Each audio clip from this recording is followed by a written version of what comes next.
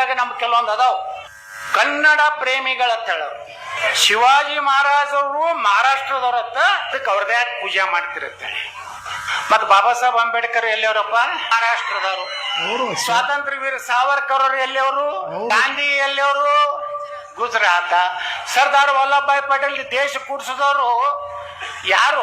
565 ಮಂದಿ ಮಹಾರಾಜರು ಇದ್ರು. ತೆಲಿಗೊಂದು ಮಾತಾಡ್ತಿದ್ವಿ ಮಹಾರಾಜರುಗಳು.